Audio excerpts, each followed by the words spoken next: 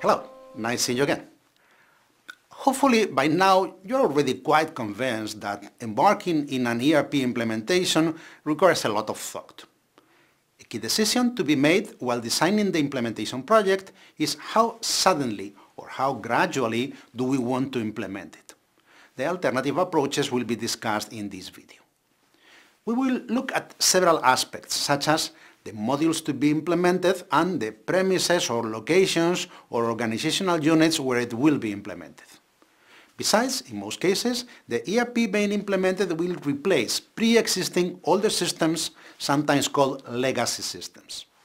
Thus, we will also discuss when shall we stop using the legacy information systems replaced by the ERP. From our description of what an ERP is, it should be clear that it involves several different functional modules that share a common database. As discussed, if our final objective is to install, say, 5 functional modules, we could decide to initially install 1 or 2 of them, use them for a while, and once they are stabilized, go on installing additional modules. That would be a modular approach. Obviously, the alternative would be to install at the same time all the desired modules. Let me emphasize the desired modules. A modular approach means implementing initially just a subset of the modules we are planning to use. Thus, it implies that we have the intention to continue implementing additional modules, and we actually take that into account in our plan. The simple fact of not implementing all existing modules does not make an implementation plan modular. In fact, few companies implement all available modules. Let us think for a moment about the pros and cons of a modular approach, as opposed to implementing all desired modules in one go. Can I suggest that you pause the video for a while and try to reason out what the main pros and cons would be?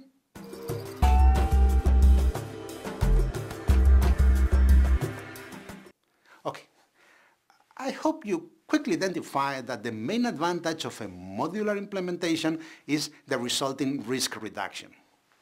Additionally, it allows the company implementing the ERP to spread the associated effort, cost, and business disruption over a longer period of time. Pinpointing the stumbling blocks is a bit less obvious. They stem from the fact that the user company must continue to operate, and nowadays companies are fully dependent on their nervous systems, their information systems. Thus, the modular approach requires implementing intermediate setups that still allow the company to process its transactions and operate more or less normally. The effort involved in setting up these intermediate situations and the normally less than optimal support they provide to the company and particularly to the users of the systems are the major drawbacks. For example, the modular approach might require building ad hoc temporary interfaces between the modules implemented first and the legacy systems that would be replaced by the remaining modules.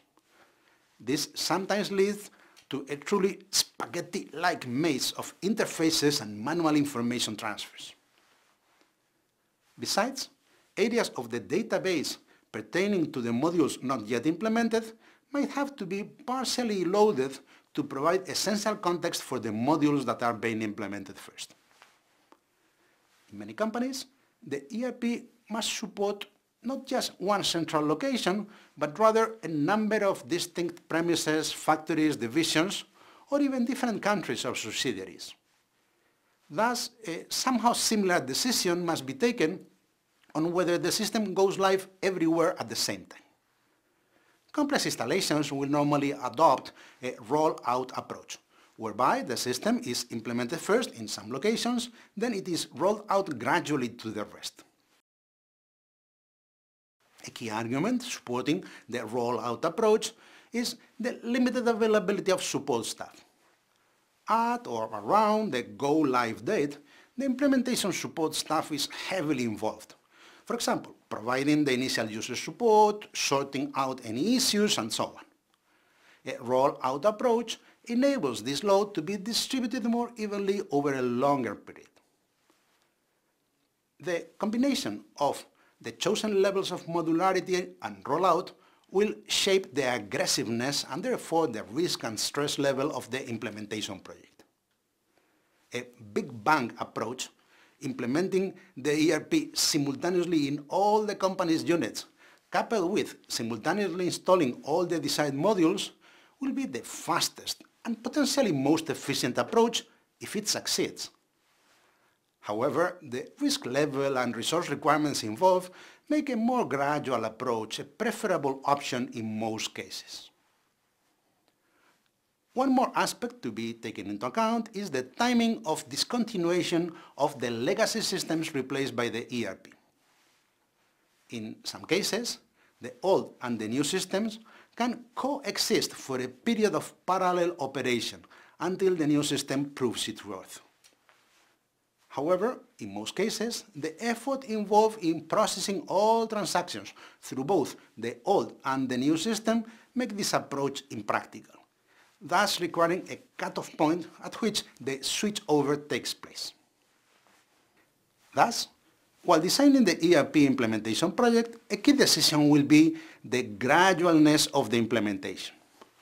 Module by module implementation and gradual rollout by location or organizational unit will generally diminish risk and reduce the volume of support resources required at a given time. On the other hand, these gradual approaches often require extra effort and lead to a protracted period of suboptimal operation. Striking the right balance requires a careful analysis of the implementation challenges and costs, which we shall discuss in subsequent videos. Thank you for listening, and we'll see you then.